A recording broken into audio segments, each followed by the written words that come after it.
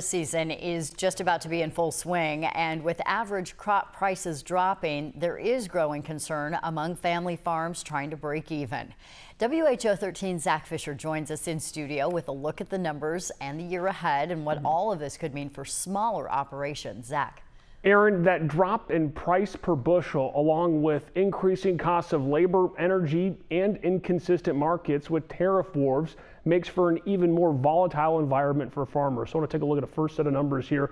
It represents the total amount that farmers are earning. We're going to call this the output. This is in billions in dollars from selling corn, soybeans, and wheat. Blue is 2024, green is the forecast for 2025. As you can see, they're down in all three categories by at least $1 billion.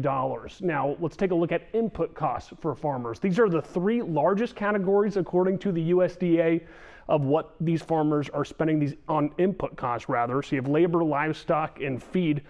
Okay, labor is a little bit more in 2025, livestock equipment, poultry equipment a little bit more, feed is a little bit down. But when you see those output costs shrinking year to year, you want to see a little bit of these input costs shrinking as well, because what happens, these prices mean that the margins are shrinking on these small family farms. So where does that leave the small family farm? Today I talked with an agricultural legal expert at Drake Law School.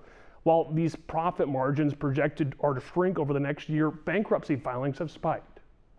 Bankruptcies are spiking in the agricultural sector, and that's nationwide. We've already surpassed, in the first quarter this year, filings from the first quarter last year. With the smaller operations, you have less of a safety net. You also may have fewer resources to try and attract or negotiate or get some of the better deals for things that you can buy. So you may be at a disadvantage in some of those areas in terms of just trying to reduce your costs. Big farming operations are also negatively impacted, but they have more dollars to use to mitigate those losses.